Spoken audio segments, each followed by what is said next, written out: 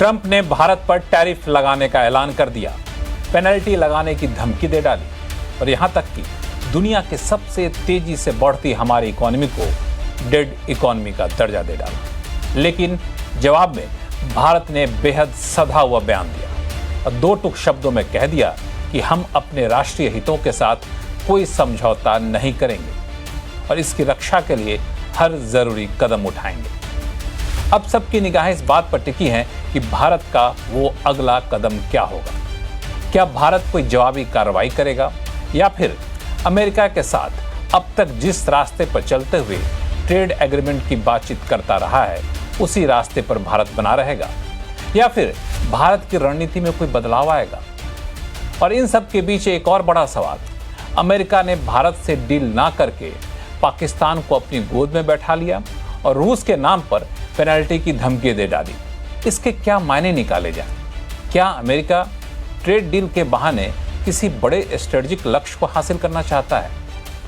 आज आवाज अड्डा में इन्हीं सारे मुद्दों पर करेंगे चर्चा।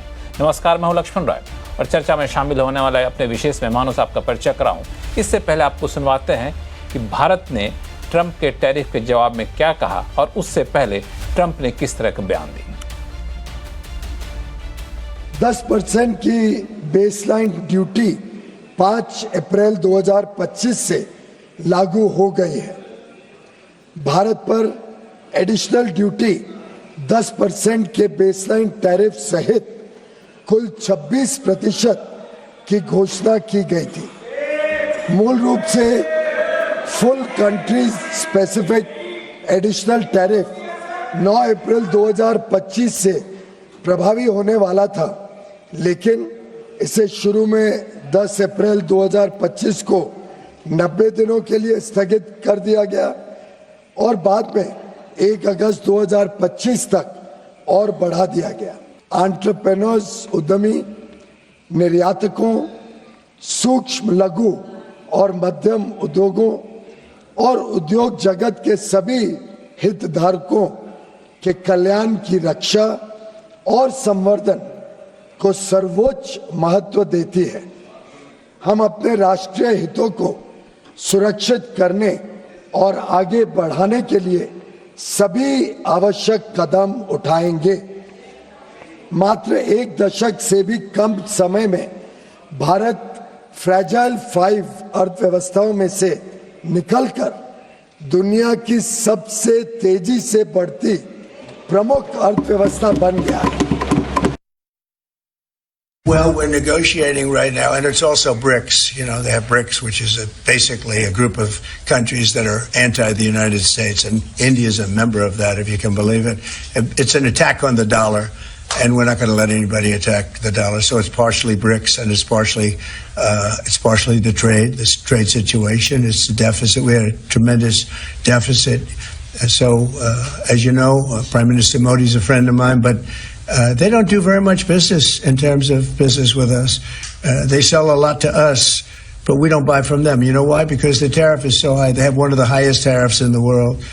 Now they're willing to cut it very substantially, but we'll see what happens. We're talking to India now. We'll see what happens. It doesn't matter too much whether we have a deal or whether we charge them a certain tariff, but you'll know at the end of this week.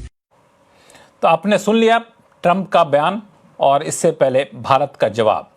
अब यहाँ से आगे का रास्ता क्या होगा, इस पर चर्चा करेंगे और हमारे साथ हैं मेहमानों का एक खास पैनल। उनसे आपका परिचय कराऊं। एम्बेसडर शशांक साहब हैं, जो कि भारत के विदेश सचिव रह चुके हैं, दुनिया के कई देशों में एम्बेसडर रह चुके हैं। शरद कुमार सराफ साहब हैं, जो कि एक्सपोर्टर्स के संगठन FIO के प्रेसिडेंट रह चुके हैं और अभी टेक्नोक्राफ्ट इंडस्ट्रीज के चेयरमैन हैं और इनकी कंपनी दुनिया के 80 से ज़्यादा देशों में एक्सपोर्ट करती है, उनमें से US भी एक बड़ा मार्केट है।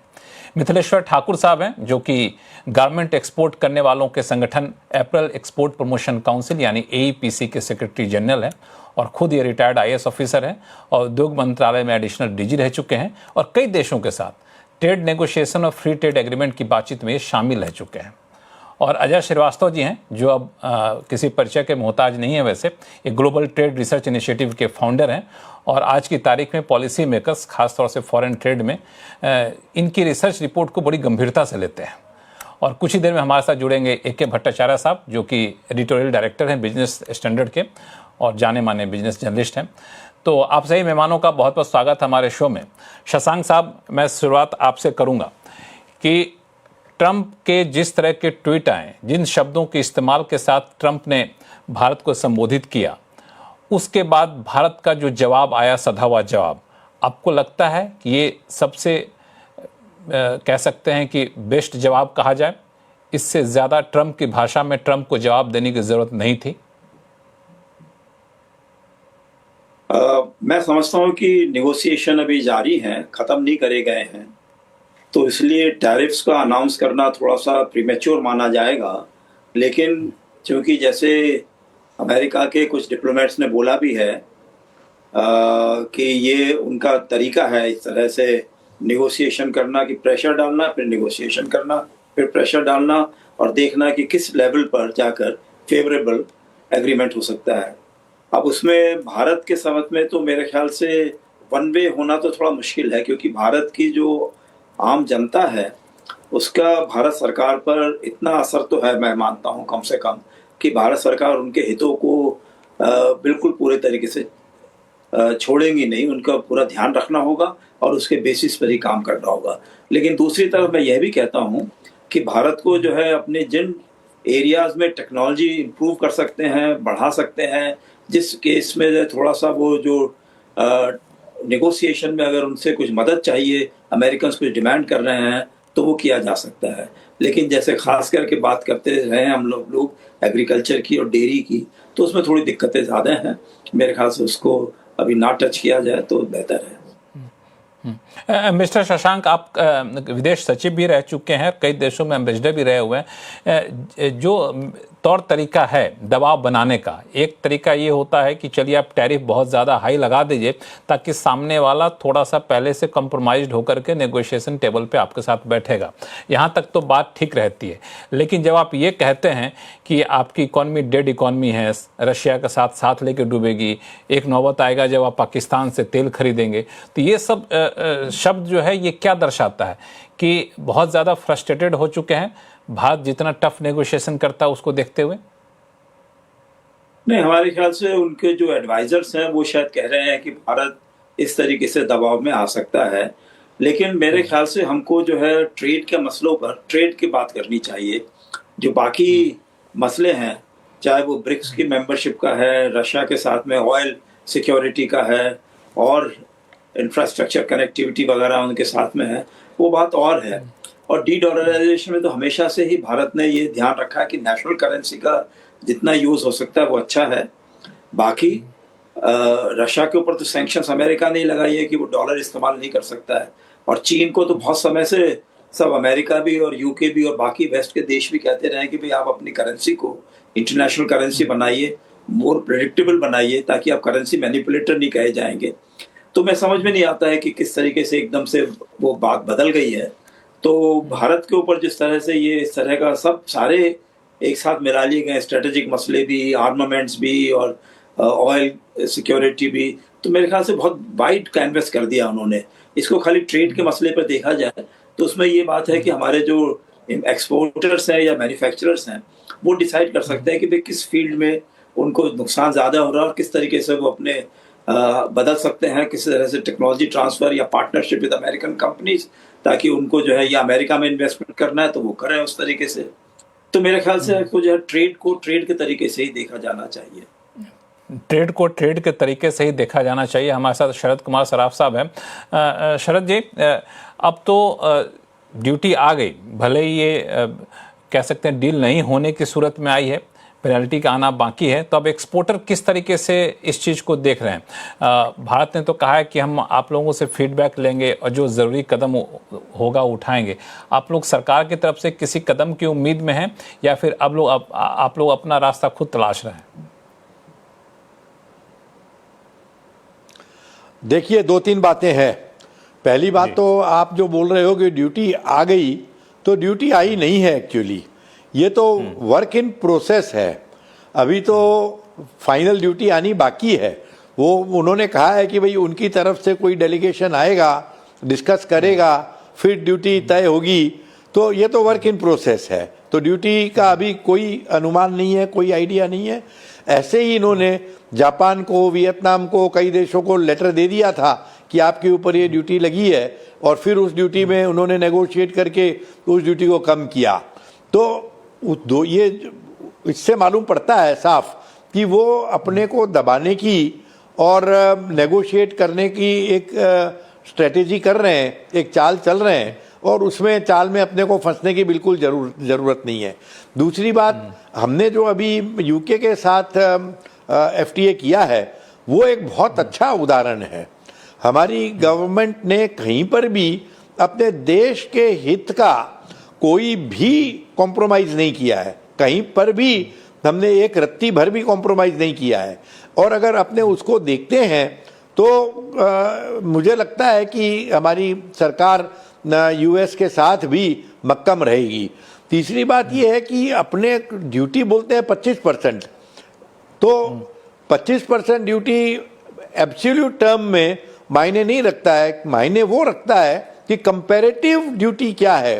वियतनाम की ड्यूटी 20% है, बांग्लादेश की ड्यूटी 35% है, पाकिस्तान की ड्यूटी 30% है। तो ये आजू बाजू के जो हमारे कॉम्पिटिटर देश हैं उनके ऊपर ड्यूटी क्या है उसके ऊपर डिपेंड करता है। अगर हमारे ऊपर 30% ड्यूटी है, बाकी लोगों के ऊपर 35-40% है, तो हमारे कोई फर्क नहीं पड़ेगा। दूसरी बात यह है कि अगर छोटी मोटी डिफरेंस भी होगी 2-4-5% की, तो हमारे निर्यातक लोग इतने मैच्योर्ड हैं और इतने समझदार हैं कि वो कहीं से न कहीं से उसका रास्ता निकाल लेंगे। अभी आपने देखा है कि थोड़ा बहुत तो रुपये भी डेप्रिशिएट हुआ है पिछले 2-3 दिन में, तो कुछ ना कुछ रास्ता निकलते ही जाता है। तो मेरे ख्याल से उसका कोई प्रॉब्लम आएगा नहीं। हमारे जो निर्यातक हैं वो इस ड्यूटी को झेलने में काफ़ी सक्षम है, कोई इशू नहीं है। मैं तो ये चाहूँगा कि गवर्नमेंट को हमारे देश के हितों का कोई भी कॉम्प्रोमाइज़ नहीं करना चाहिए, कहीं पर भी नहीं करना चाहिए। इसमें अल्टीमेटली जो नुकसान होगा अंत में वो US की इकोनॉमी को होगा, US के कंज्यूमर्स को होगा। हमारा तो काम वैसे ही चलता रहेगा।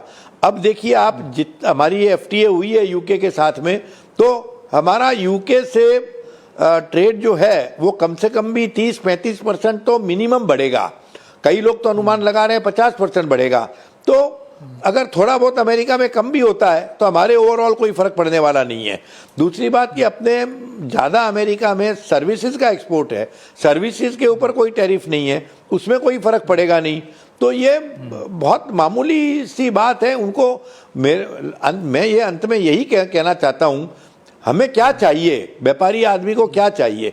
व्यापारी आदमी को क्लैरिटी चाहिए कि क्लियर चाहिए। आज ड्यूटी की कोई क्लैरिटी नहीं है। वो बोलते हैं कि स्टील के ऊपर, एल्यूमिनियम के ऊपर तो 50% है, आप ये 30% की बात मत करो, तो वहाँ तो 50% लगने वाला है। फिर बोलते हैं कि कई इसमें जो HSN कोड दिए हैं उसके ऊपर ड्यूटी लगेगी, कई में ड्यूटी कमती है, ज़्यादा है, कोई भी क्लैरिटी नहीं है। तो हमको एक तो क्लैरिटी चाहिए, दूसरी बात जो है वो हमको कंटिन्यूटी चाहिए, एक स्टेटस चाहिए कि भाई स्टेबिलिटी चाहिए कि जो भी ड्यूटी लगी है वो 2-4-5 साल तक स्टेबल रहे। आज की तारीख में तो हमारे जो बायर्स हैं न तो वो कुछ डिसीजन निर्णय ले पा रहे हैं, न हम कुछ कोट कर पा रहे हैं।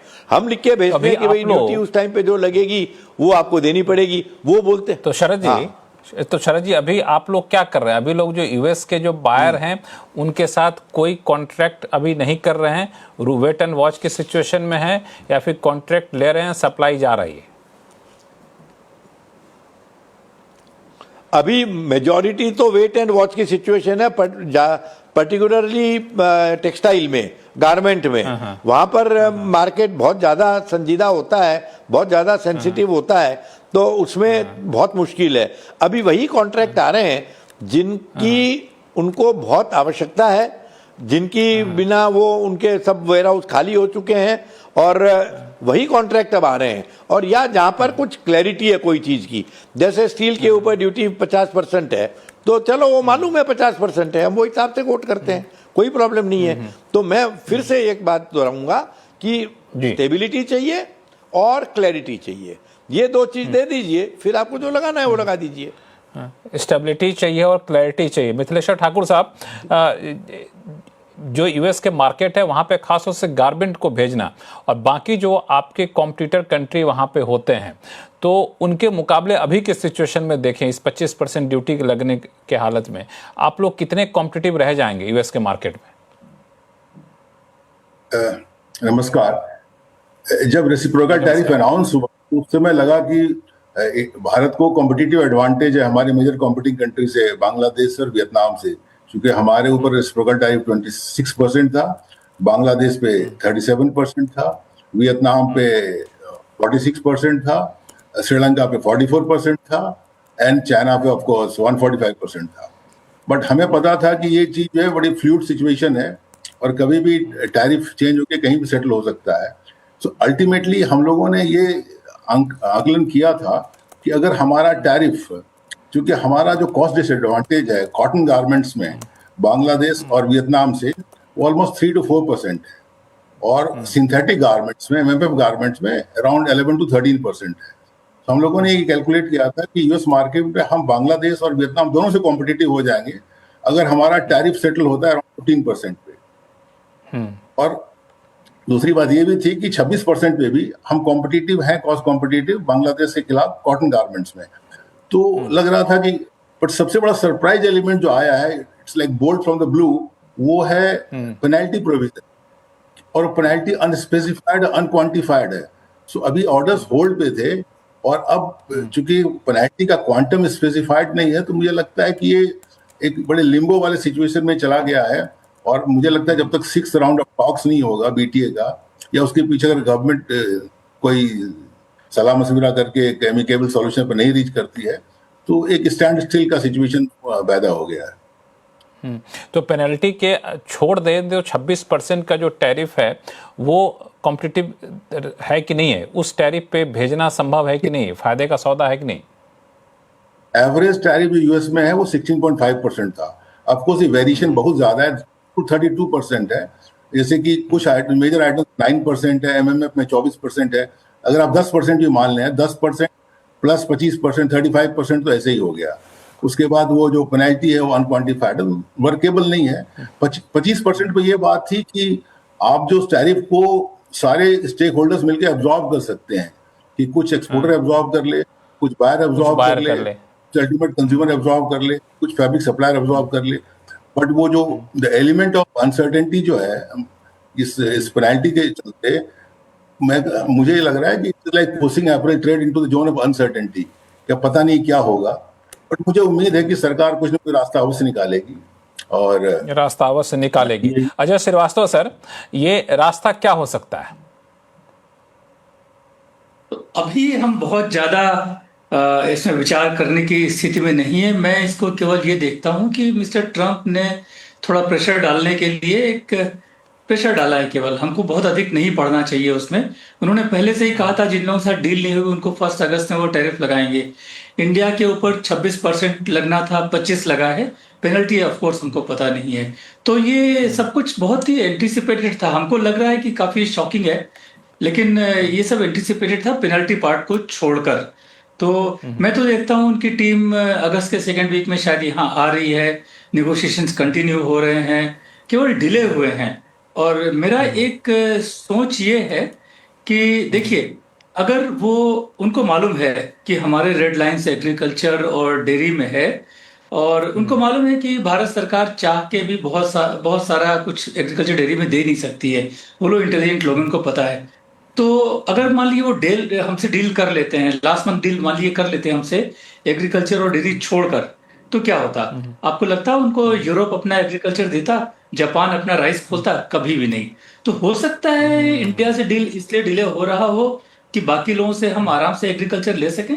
इन दोनों, यूरोप ने, जापान ने, इंडोनेशिया ने, वियतनाम ने अपना कंप्लीट एग्रीकल्चर सेक्टर खोल दिया है, ऐसा लगता है जो बयान है उनसे।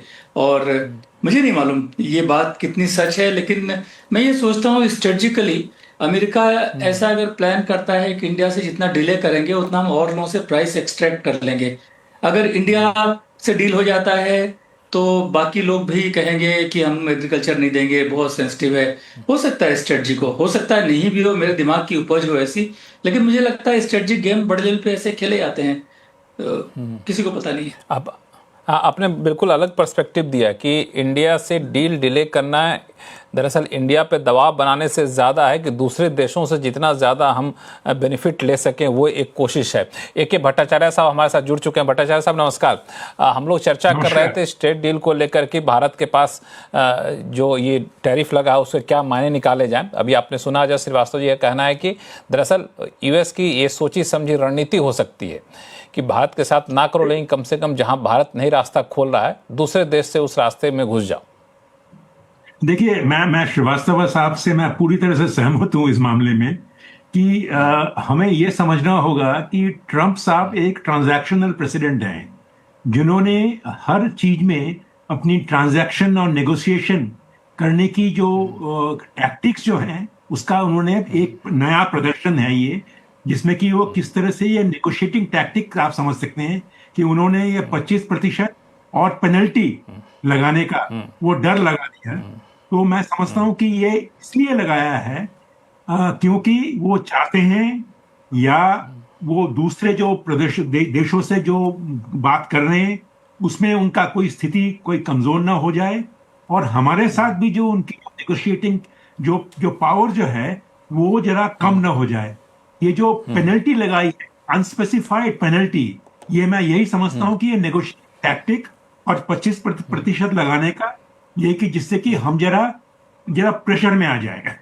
मैं इसके साथ में दो बात और कहूंगा कि जो हमें ये डील एग्रीमेंट नहीं हुआ है और उन्होंने हमें 25% का जो एक डर दिखाया है, मैं मानता हूं डर ही है ये, वो जो ये डर मैं समझता हूं कि हमें झेलना चाहिए, क्योंकि जो हमारी जो इकोनॉमी की जो अपनी ही अंदरूनी जो प्रतिस्पर्धिता जो है, कॉम्पिटिटिवनेस जो है, उसमें हमें ज्यादा जोर देकर और हमारी जो एग्रीकल्चर जो थोड़ा बहुत जो वीकनेसेस जो है एग्रीकल्चर की जो वल्नरेबिलिटीज जो हैं उसका हमें ख्याल रखना चाहिए। और मान लीजिए हम उनसे साथ इसी वक्त एक डील करते हैं जिससे कि हमारा पूरा एग्रीकल्चर जेनेटिकली मॉडिफाइड क्रॉप वगैरह मिला मिलू के सब क्रॉप ये कॉर्न बोलिए, सोयाबीन बोलिए, एडिबल ऑयल्स बोलिए, सब में हम उनको खुले छूट देते हैं, तो हमारी जो नेगोशिएटिंग जो एबिलिटी जो है उसमें भी हानि पहुंचती है। तो जो ये हुआ है मैं समझता हूं कि ये नेगोशिएटिंग टैक्टिक है। और अगर आप आज की तारीख में जो स्टॉक मार्केट का रिस्पॉन्स जो है, मैं समझता हूं कि स्टॉक मार्केट रिस्पॉन्स भी वो समझ रही है कि एक टैरिफ का एक टैक्टिक है ये, और ये कोई ये अंदरूनी बात है जो चल रही है और नेगोशिएशन अभी भी चलने वाली है। और हमें ये देखना है किस तरह से इस मौके को इस्तेमाल करें, और इस्तेमाल दो तरह से करें।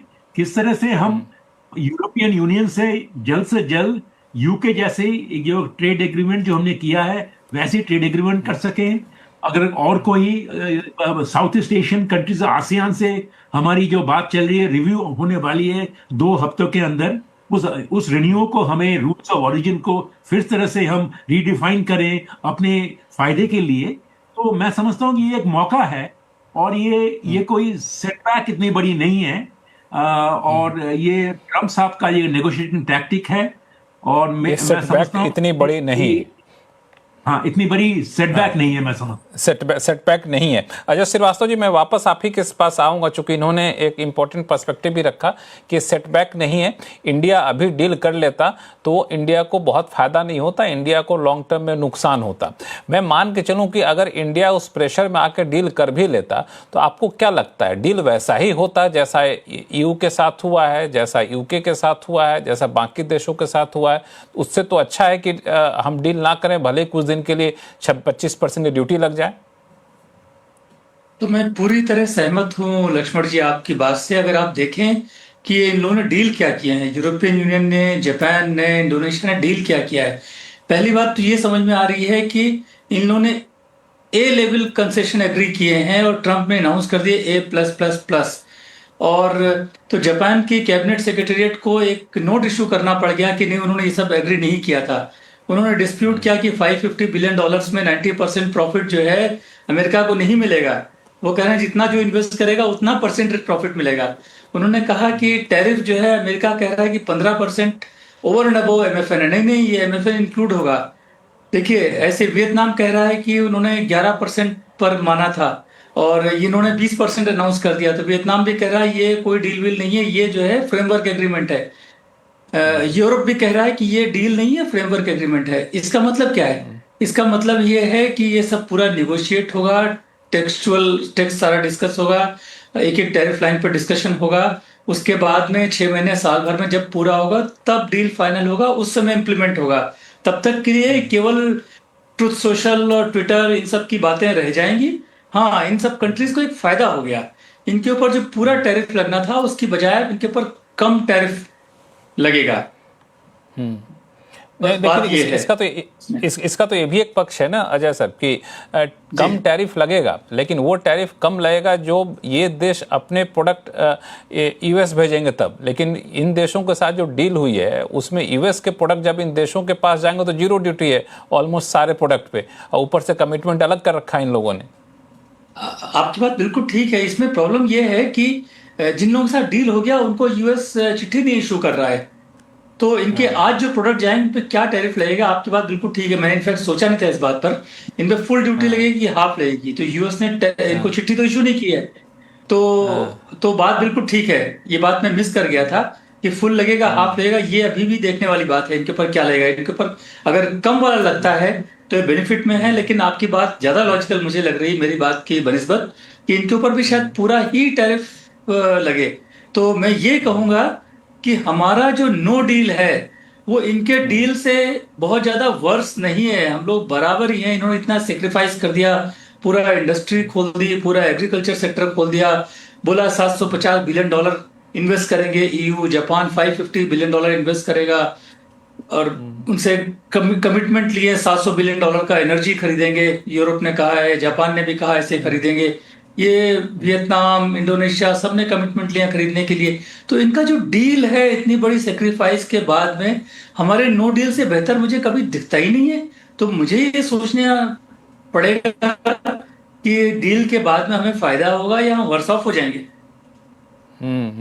मिस्टर शशांक, हमारी जो नो डील है बाकी देशों के डील हो गई उसके मुकाबले बहुत नुकसान वाली नो डील नहीं है ये।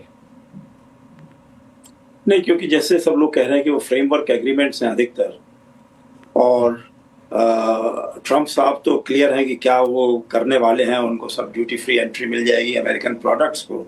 लेकिन उन देशों ने कहा है कि ये उनकी अपनी जो नॉर्मल पॉलिसी के उसी के अंडर में ये जो है इंपोर्ट वगैरह करे जाएंगे। ऐसा नहीं है कि पूरा मार्केट खोल दिया जाएगा एग्रीकल्चर का। जापान का तो मैंने यही देखा है। तो मैं समझता हूँ कि नो डील का तो हमें वो रखना ही पड़ेगा, क्योंकि हमें ध्यान ये रखना चाहिए कि एक तो दूसरे जो हमारे नेगोशिएशन चल रहे हैं वो तो जैसे भट्टाचार्य जी ने भी कहा है, सबने कहा है कि साहब वो हमको आगे और बढ़ाना चाहिए, उसको EU के साथ में हो, आसियान के साथ में हो, उनको सबके साथ में। दूसरा जो हमारे कॉम्पिटिटर्स हैं जहाँ पे हमको डर है कि वो नुकसान हो सकता है अगर फ्लक्चुएशन चलते रहते हैं कंटिन्यूसली, टैरिफ कितना लगाया जाएगा और ब्रिक्स की वजह से क्या उन पर और एक्स्ट्रा ड्यूटी लगेगी। तो मेरे ख्याल से हमको उन देशों को एक तो बोलना चाहिए कि भी आप ब्रिक्स में ज्वाइन कीजिए आप भी, और दूसरा किस तरीके से उनके साथ में अगर हम सप्लाई चेन बेटर बनाएं, कुछ शेयरिंग करें मार्केट का, तो इतना ज़्यादा असर नहीं आएगा। क्योंकि आपको याद होगा पुराने ज़माने में जब वो नॉन अलाइंड मूवमेंट चलता था तो उस समय वेस्टर्न कंट्रीज को ये दिक्कत थी कि नॉन अलाइंड एक साथ बोलते थे सब मिलजुल कर। तो उन्होंने फिर देखा कि जो छोटे छोटे देश हैं उनको अगर सिंगल कमोडिटी इंटरेस्ट हैं तो उसमें उनको फ्री एंट्री दे देनी चाहिए अमेरिकन मार्केट में या वेस्टर्न मार्केट्स में, तो वो कम से कम बाकी से अपनी सॉलिडारिटी हटा देंगे। तो मैं समझता हूँ कि ये भी इनकी वजह हो सकती है कि ब्रिक्स जो है हालांकि एंटी वेस्ट वो नहीं है कॉन्फ़िगरेशन, लेकिन ये मानते हैं कि डी डॉलराइजेशन से बढ़ जाएगा, तो वो नहीं चाहते हैं कि कोई और देश जो है ब्रिक्स में जोड़ने के लिए आगे बढ़े। और कई सारे देश ऐसे हैं जो ब्रिक्स में ज्वाइन करना चाहते हैं और ट्रम्प साहब चाहते हैं कि ब्रिक्स में जो है वो आगे पॉपुलर ना हो पाए, तो वो उनका अलग मसला है। लेकिन मैं समझता हूँ कि मैं एग्री करता हूँ कि नो डील जो आपने कहा है, we should continue to talk about it. Trump साहब ने कहा है कि मोदी जी उनके बहुत अच्छे दोस्त हैं, तो ये बड़े पॉजिटिव बातें भी उन्होंने कही हैं। और हम मान सकते हैं कि अमेरिका में चूंकि एडवर्स बैलेंस ऑफ ट्रेड है, तो तरीके सोच रहे हैं किस तरीके से उसको ठीक लाया जाए, तो हमें बातचीत जारी रखनी चाहिए।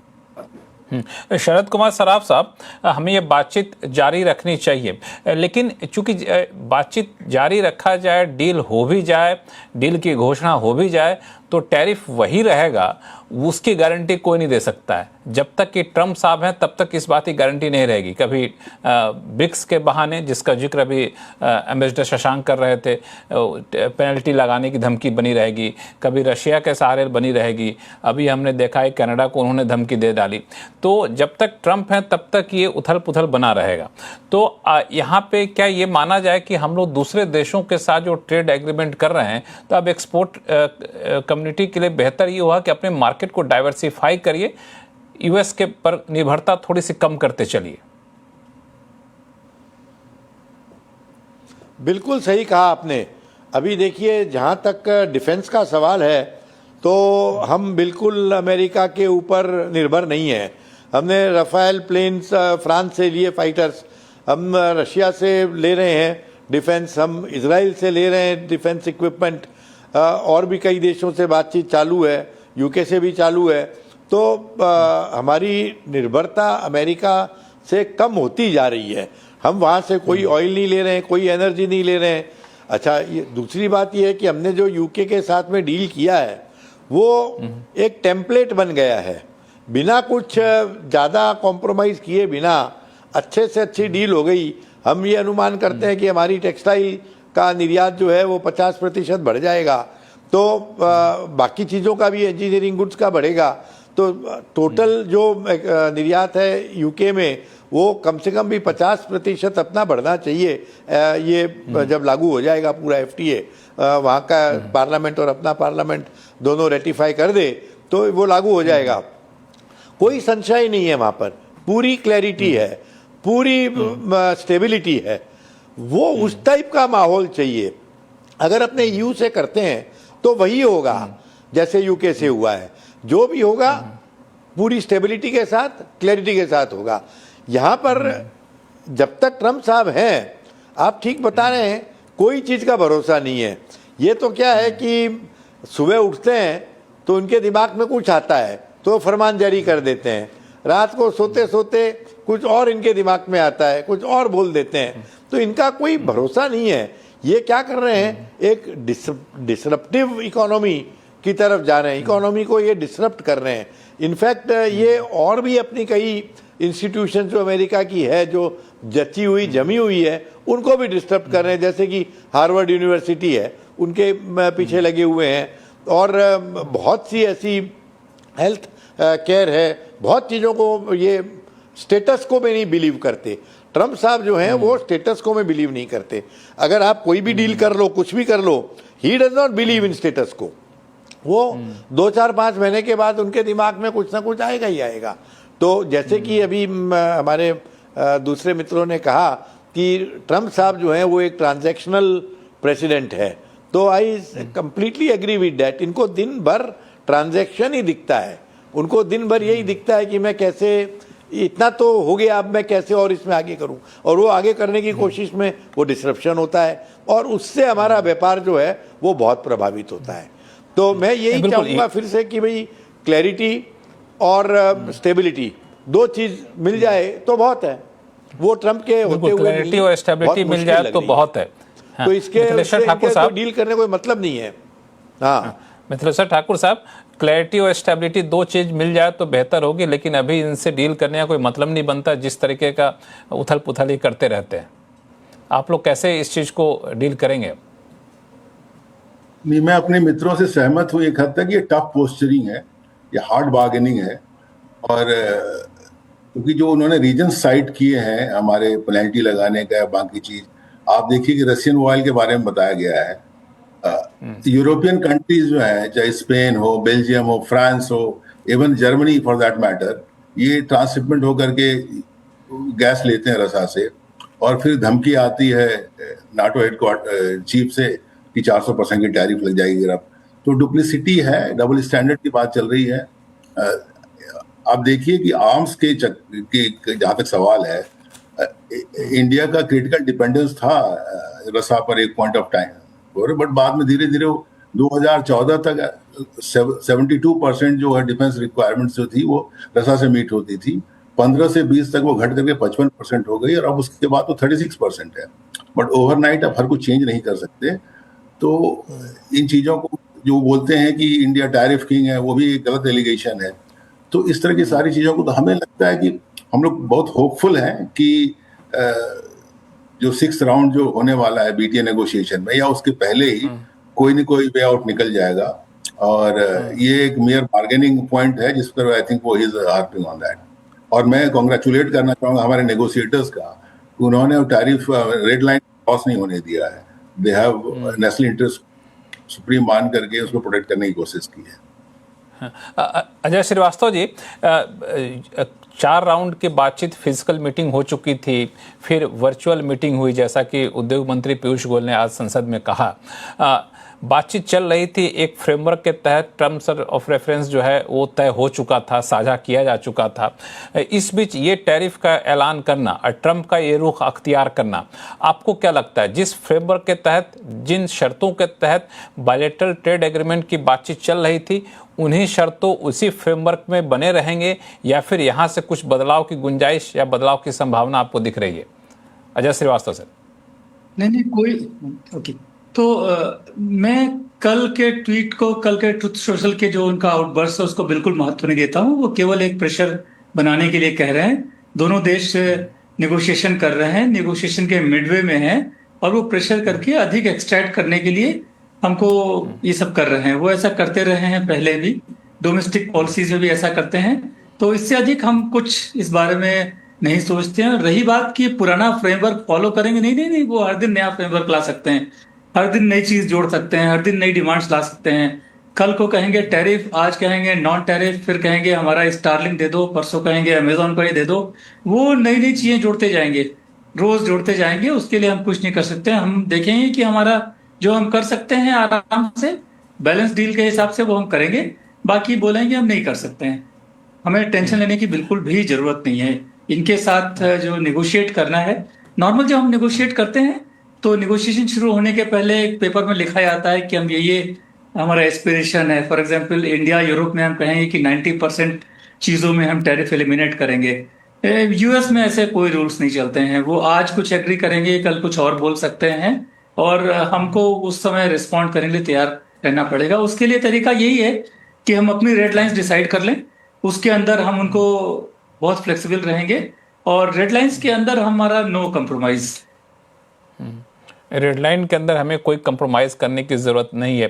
भट्टाचार्य साहब, ये रेड लाइन के अंदर हम कंप्रोमाइज़ ना करें, अपनी रेड लाइन यहाँ पे बता दें। लेकिन एक बात जो पहले भी हमारे पैनलिस्ट बता चुके हैं कि डील कर लेने के बाद जिन शर्तों के तहत आप डील करते हैं वही ऐलान हो, इसकी भी संभावना बहुत कम रह जाती है। जैसा EU के साथ हुआ, बाकी देशों के साथ हुआ, बात किसी चीज़ की और हुई, ऐलान कर दिया ट्रंप साहब ने कुछ और। इससे कैसे बचा जाए? तो बड़ी बेइज्जती वाली बात होती है कि नहीं आप हमसे बात किए कुछ और, आप कुछ और कह रहे हैं, ऐसे तो काम चलेगा नहीं।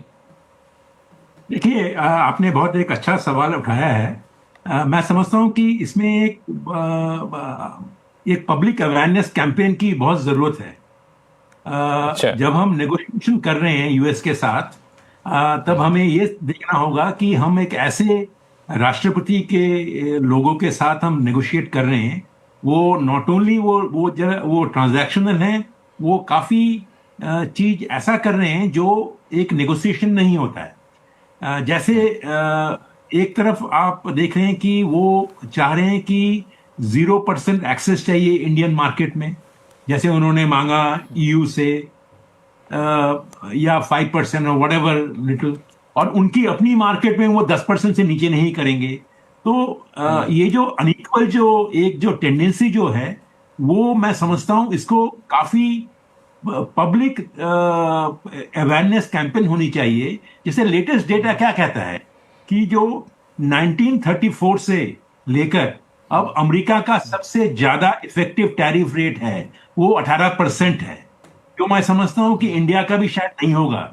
श्रीवास्तव साहब बोल सकेंगे एक्चुअल हमारी रेट क्या है, पर वो मैं समझता हूं कि अगर अमेरिका का इफेक्टिव टैरिफ रेट अगर 18% ऑलरेडी आ चुका है, तो वो किस तरह से चाह रहे हैं कि भारत का टैरिफ 0 हो जाए, 5% हो जाए या 10% हो जाए, तो हम तो हमारी जो नेशनल इंटरेस्ट है वो बहुत जरूरी है। दूसरी बात, अगर आप एनर्जी की बात कर रहे हैं, अगर आप फरवरी के साथ इस वक्त का जो यूएस से जो हम ऊर्जा इंपोर्ट करते हैं, हमारी ऊर्जा की इंपोर्ट आयात में जो शेयर है अमेरिका की, वो फरवरी में 3% थी, इस वक्त 8% हो गई है। तो हम ऐसा नहीं है कि भारत अमेरिका के साथ अपना जो तेल का खनिज पदार्थों का जो ट्रेड जो है वो नहीं बढ़ा रहा है। तो ये ऐसे बहुत सारे मुद्दे ऐसे हैं जो हमें बाहर पब्लिक डोमेन में लाने चाहिए। ये चीज अब सरकार और सरकार के बीच में रहने वाली नहीं है। इसमें एक नेशनल अवेयरनेस की बहुत जरूरत है। मैं समझता हूं कि अदरवाइज ये जो ये अनाउंसमेंट्स होती रहती हैं, 25% टैरिफ लगा देंगे, ये सारी नेगोशिएटिंग टैक्टिक है, एंड इनको सारे बाहर में आकर सॉर्ट ऑफ एक्सपोज करना चाहिए through a public campaign and a public awareness campaign. मैं ये समझता हूं, अदरवाइज कोई एक बड़ा इनोवेटिव आइडिया दिया आपने भट्टाचार्य साहब, कि एक अवेयरनेस कैंपेन चलाना चाहिए कि सच्चाई क्या है पूरी दुनिया जान लो, ताकि सब कुछ खुला रहे यहाँ पे, फिर बाद में ये ना हो कि ऐसा क्यों हो गया। मिस्टर शशांक, आइडिया कैसा लगा आपको? देखिए, दो चीजें होती हैं। एक, हमारे यहाँ कई एरियाज हमने कहा है कि भाई हमें बिल्कुल खोल ले सकते हैं, लेकिन दूसरी तरफ हम उनसे ये भी कह सकते हैं कि भाई हम कॉन्फ्रंटेशन और कोऑपरेशन दोनों बातें चलती हैं। हम कोऑपरेशन चाहते हैं, आगे बढ़ना चाहते हैं, तो इसलिए कोशिश पूरी करते रहेंगे। लेकिन जैसे हमने कहा है कि कुछ एरियाज ऐसे हैं कि बिल्कुल नामुमकिन है, और उसमें अच्छे तरह से रीजन समझाए जा सकते हैं हमारे अपने देशवासियों को भी और अमेरिका को भी, कि भाई किस तरीके के छोटे होल्डिंग्स हैं। डेयरी सेक्टर में भी जो हमारे विमेन हैं, उनके पास 2 गाय होंगी, 3 गाय होंगी, इस तरह से होगा। मतलब कि बहुत बड़े कमर्शियल लेवल पर नहीं काम हो रहा है।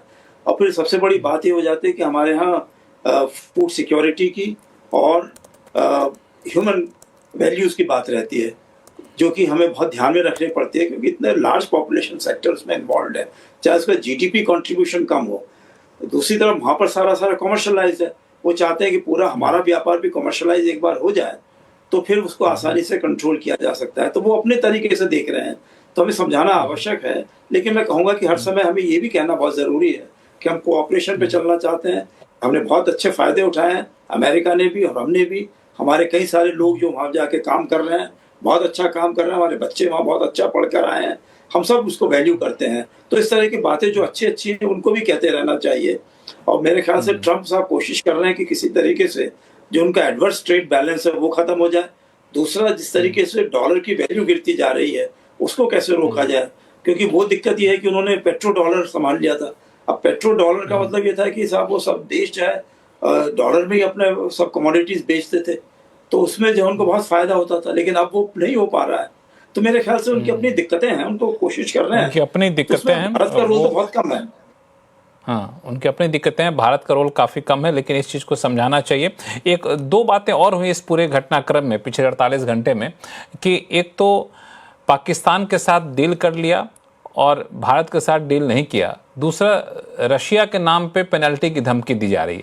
ये महज इसको ट्रेड के चश्मे से देखा जाए या फिर इसमें कोई स्ट्रेटजिक लक्ष्य जो हासिल करना चाहते हैं डोनाल्ड ट्रंप, इस पर बातचीत करूंगा, आप लोगों की राय लूंगा। लेकिन फिलहाल वक्त है छोटे से ब्रेक का। ब्रेक के बाद जल्द लौटते हैं, कहीं जाइएगा नहीं।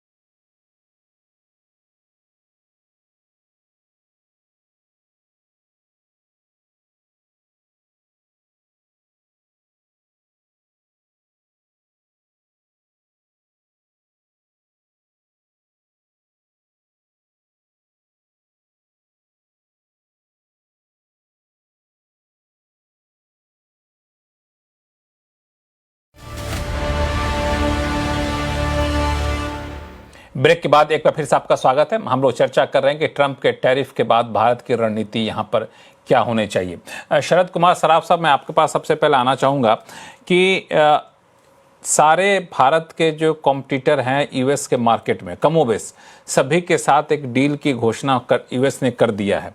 एक तो आपने बताया कि जो भी डील हो वो डेफिनेटिव हो और सर्टेनिटी उसमें रहे, लेकिन मैं थोड़ा सा और क्वांटिफाई करना चाहूँ कि इंडिया की तरफ से टैरिफ रेट आप कितना देखें कि एक्सपोर्टर्स जो है कंफर्टेबल रहेंगे। जैसे कई देशों के साथ यूएस ने 10% किया है, कईयों के साथ 19% किया है, कईयों के साथ 16% किया है। सराफ साहब। सर देखिए लक्ष्मण जी, सबसे ज़्यादा अगर आप बोलो जैसे आर्म चेयर डील करनी हो, ट्रेड करना हो, तो 15% समझना चाहिए। 15% टैरिफ होता है तो हम एकदम कंफर्टेबल होते हैं, और 20% अगर टैरिफ है तो भी खींचातानी करके हो सकता है। जहाँ तक 25% टैरिफ का सवाल है तो हमें ये देखना पड़ेगा कि हमारे और कॉम्पिटिटिव देशों के साथ में टैरिफ क्या है। अगर उनका टैरिफ भी इतना ही और या इससे ज़्यादा है तो हमारे कोई चिंता की बात नहीं है। नहीं तो फिर हमको थोड़ा सा कॉस्ट कटिंग, रिडक्शन, कहीं ना कहीं कुछ ना कुछ करना पड़ेगा जिससे कि का काम होता रहे। तीसरी बात यह है कि हम मार्केट को भी बहुत डाइवर्सिफाई कर रहे हैं, बहुत जल्द डाइवर्सिफाई कर रहे हैं, तो उससे अमेरिका के ऊपर हमारी निर्भरता जो है वो कम होती जा रही है। हमारे को कोई इतना बड़ा फर्क पड़ने वाला नहीं है। टैरिफ अगर ज़्यादा है और हम माल वहाँ नहीं दे पा रहे हैं, हमारा माल और कहीं जा रहा है, तो हमारे क्या तकलीफ है। अगर अमेरिका नहीं लेता है, ईयू लेता है, तो इसके लिए ये अब ज़रूरी हो गया है कि भारत को ईयू के साथ जल्दी से जल्दी डील कर लेनी चाहिए, जैसे अपन ने यूके के साथ की है। हो सकता है प्रधानमंत्री को खुद को जाना पड़े और डील करना पड़े, जैसे इन्होंने यूके के साथ की। प्रधानमंत्री खुद गए थे और वो डील करके आए। तो हाँ, और ये जो डील होगी यूके के साथ वो पक्की डील होगी, उसमें कोई क्लैरिटी पूरी होगी और उसमें पूरी स्टेबिलिटी होगी कि जो अमेरिका के साथ में अपने को नहीं मिल रही है। तो मेरे ख्याल से कोई बड़ा इशू नहीं, हम सक्षम है। मिथिलेश्वर ठाकुर साहब, एक मिनट और लेता हूं। आपने वो पाकिस्तान की बात कही ब्रेक के पहले, तो पाकिस्तान के लिए मैं बता दूं कि उनकी इकोनॉमी बहुत छोटी है, वो already on the verge of default है। पाकिस्तान से हमको कोई डरने की, घबराने की बिल्कुल भी जरूरत नहीं है। तो उसका कोई मायना नहीं रखता है उसका डील का। बिल्कुल, पाकिस्तान की इकॉनमी छोटी है और उसको उससे डरने और घबराने की कोई ज़रूरत नहीं कि पाकिस्तान के साथ कर लिया, इंडिया के साथ नहीं किया। एम्बेसडर शशांक, ये पाकिस्तान की बात चूँकि इन्होंने छेड़ी दी है सराफ साहब ने, तो आपसे इसी सवाल को लेकर आना चाहूँगा कि पाकिस्तान के साथ डील करके और जिस तरीके का ये कहना कि हम वहाँ पे ऑयल रिजर्व को डेवलप करेंगे, कंपनियों के साथ पार्टनरशिप करेंगे, एक समय आएगा कि हो सकता है कि पाकिस्तान इंडिया को तेल बेचे, ये सब कहना, इसको क्या मानते हैं? इसको प्रेशर टैक्टिक मान रहे हैं आप, या फिर कोई स्ट्रेटजिक तरीके से अमेरिका पाकिस्तान में अपना दबदबा बढ़ाना चाहता है? नहीं, वो आपने ये कहा है कि पाकिस्तान बिल्कुल तैयार है उसके लिए, अमेरिका का दबदबा बढ़ाने के लिए, और पाकिस्तान चाहता है कि पाकिस्तान की जो मिलिट्री लीडरशिप है उसको पूरे तरीके से अमेरिका का सहयोग मिलता रहे, वो मिल रहा है। दूसरी तरफ ट्रंप साहब को चाहिए कि पाकिस्तान जो उनको माइनिंग राइट्स दे रहा है और क्रिप्टो करेंसी में पार्टनरशिप बना रहा है उनके परिवार के साथ में, और बार बार कह रहा है कि ट्रंप साहब को नोबेल प्राइज मिलना चाहिए, तो मैं समझता हूँ कि ये सब चीज़ें ट्रंप साहब को बहुत अच्छी खुश कर रही हैं। दूसरी बात यह भी है कि पाकिस्तान के जो मिलिट्री लीडर्स हैं वो पूरे तरीके से अमेरिका के सेंटकॉम के साथ में जुड़े हुए हैं, और अमेरिका को मालूम है कि अगर पाकिस्तान में मिलिट्री लीडरशिप स्ट्रांग रहती है तो एक ये इस्लामिक देश जो है जहाँ कहीं भी वो है, अगर कभी झगड़ा कहीं होता है तो Pakistan can be a very important ally America के लिए। तो मेरे ख्याल से वो पॉलिटिकल स्ट्रेटेजिक चीज ज्यादा है। जहाँ तक कि वो आतंकवाद को बढ़ावा देने की बात है, वो इंडिया का मसला है, तो अमेरिका कहता है आप संभालो अपने आप को, आप इतने बड़े देश हो, आप अपने को कहते हो कि चौथी इकोनॉमी हो और तीसरी बनने वाले हो। तो एक तो तरीका ये है कि इंडिया इतनी तेजी से उभर कर आया है कि ट्रंप साहब को वो भाया नहीं है, उनको पाकिस्तान अच्छा लगता है जो आके कहता है कि साहब आपको नोबेल प्राइज मिलना चाहिए, आपको जो चाहिए ले लीजिए पाकिस्तान में, हम आपके साथ में हैं और हम न्यूक्लियर पावर हैं बस, और हमें भारत भी न्यूक्लियर पावर है, दोनों में दोस्ती करा दीजिए किसी तरीके से। तो इस तरह की बातें करते हैं तो ट्रम्प साहब को अच्छा लगता है। भारत को बात करता है दूसरे तरीके से कि भाई हमारे ये लोग कह रहे हैं डेमोक्रेसी है, हमारे यहाँ किसानों की बात सुननी है, और हमारे यहाँ जो विमेन फोर्स है उनकी बात सुननी है, उनको व्यापार उसमें रखना है, मैन्युफैक्चरिंग सेक्टर में, सोशल सेक्टर में आगे बढ़ाना है। तो वो उनको समझ में नहीं आता, वो कहते हैं सब चीज़ तो सब करना ही पड़ता है सबको। तो हम समझते हैं कि पाकिस्तान का मसला, इन्होंने बिल्कुल कहा है सर्राफ साहब ने, कि वो ट्रेड का मसला नहीं है, ये इकोनॉमिक मसला नहीं है, वो भारत के ऊपर दबाव डालना और किसी तरीके से पाकिस्तान को एक तरीके से इस्लामिक ताकतों के खिलाफ खड़ा करना है, जो कि उन्होंने बहुत अच्छे तरीके बखूबी ईरान के खिलाफ किया। हाँ, बिल्कुल, ये एक इनका मकसद हो सकता है। मिथिलेश ठाकुर साहब, आमतौर पे ट्रंप को, जो आपने भी एक्सप्लेन किया, वो कि हमेशा डील की बात करते हैं, ट्रेड की बात करते हैं, लेकिन कोई देश के सामने दो ऑप्शन रहेगा कि इंडिया के साथ डील करें कि पाकिस्तान के साथ डील करें, तो किसी भी बुद्धि से चलेगा तो इंडिया के साथ डील करना चाहेगा। इतना बड़ा मार्केट है, इतनी बड़ी अपॉर्चुनिटी है, हम पाकिस्तान के साथ क्यों जाएंगे? तो यहाँ पे ट्रंप की रणनीति क्या आपको दिख रही है? नहीं, ट्रम्प की रणनीति ऑफकोर्स भारत के साथ जाने की होगी, और हाल में एक्चुअली यूएसआईटीसी करके है, यूएस इंटरनेशनल ट्रेड कमीशन, उन लोगों ने एक स्टडी की थी अपने एक्सपोर्टिंग कंट्रीज में, और उन लोगों ने इंडिया को बहुत ब्राउनी पॉइंट्स दिए थे। उन्होंने ये कहा था कि एक्सपोर्ट कॉम्पिटिटिवनेस जो है, it is not all about cost competitiveness, उसमें रिलायबिलिटी ऑफ सप्लायर देखना चाहिए, ईएसजी कंप्लायंस देखना चाहिए, द रेंज ऑफ वैरायटी। उन्होंने कहा था कि इंडिया इन सारे पैरामीटर्स पे बड़ा हाई स्कोर करता है। तो आई थिंक नेगोशिएटर ने ठीक काम किया है, we have held on to the ground, I mean और हमें बड़ा वो defiance and I think calibrated response देना चाहिए, बिकॉज अल्टीमेटली वो क्या ऑफर कर रहे हैं, एक इलीगली फॉरेस्टेड टैरिफ कंसेशन दे रहे हैं, जबकि आपसे एमएफएन में कंसेशन मांग रहे हैं। तो वो तो एज इट इज पूरा वन साइडेड है। तो हमको लगता है कि नेगोशिएशन में बढ़ेंगे तो हमें फायदा होगा। अजय श्रीवास्तव जी, पाकिस्तान से थोड़ा अलग हट के देखें तो ये कहना कि आप रशिया के साथ ऑयल मत खरीदिए, डिफेंस इक्विपमेंट नहीं खरीदिए, तो ये एक नेगोशिएशन का एक हथियार हो सकता है क्या, कि हम लोग कहें जी ठीक है जी, हम जितना खरीदते थे उसमें से 20% कम कर देते हैं, उदाहरण के तौर पे अब कम खरीदेंगे, बाकी आपसे खरीदेंगे। तो इस तरह की अपॉर्चुनिटी आपको दिख रही है, विकल्प ऑप्शन दिख रहा है आपको? एक्चुअली ये सब बातें बहुत ही थ्योरेटिकल हैं। अगर मान लीजिए हम ये बात मान लें कि हम रशिया से खरीदना शुरू कर दें ऑयल, रशिया से खरीदना बंद कर दें हम ऑयल, तो हम कहाँ से खरीदेंगे? फॉर एग्जांपल, अभी यूरोपियन यूनियन ने जो ट्रम्प के साथ डील किया उसमें उन्होंने कहा कि वो रशिया से बिल्कुल भी नहीं खरीदेंगे, सब कुछ यूएस से खरीदेंगे।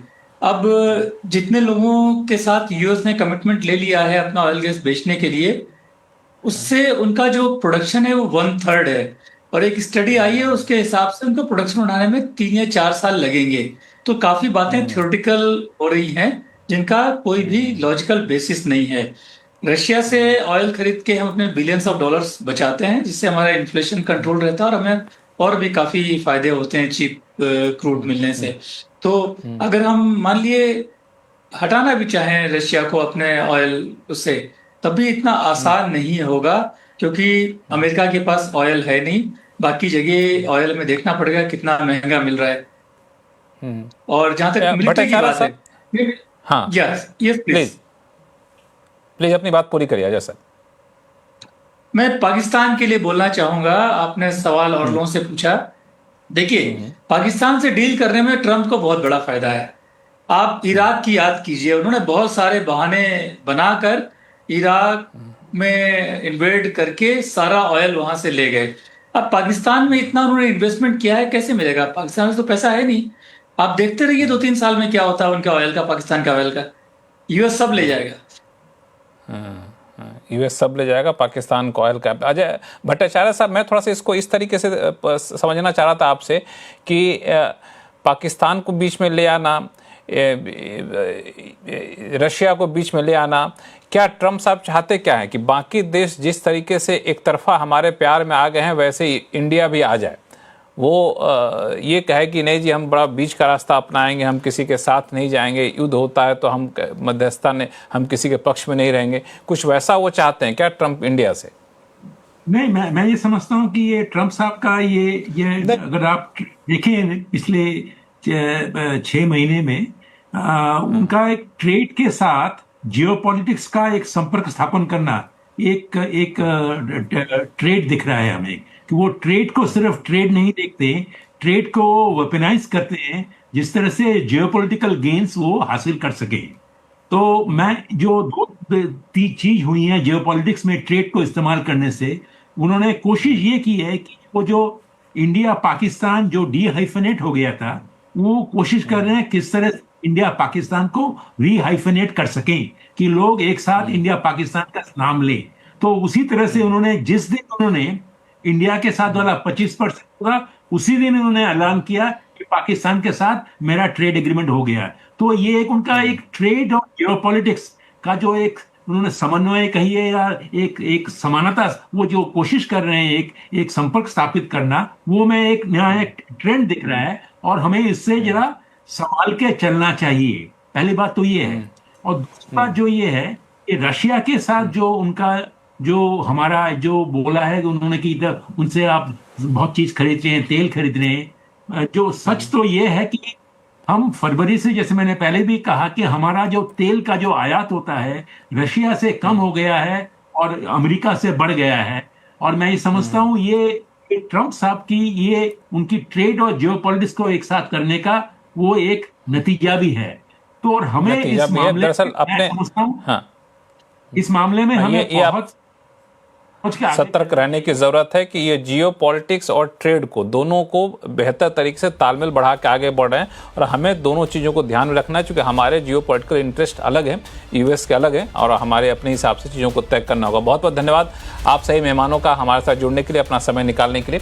आवाज़ अड्डा में फिलहाल इतना ही। देखते रहिए CNBC आवाज़। नमस्कार।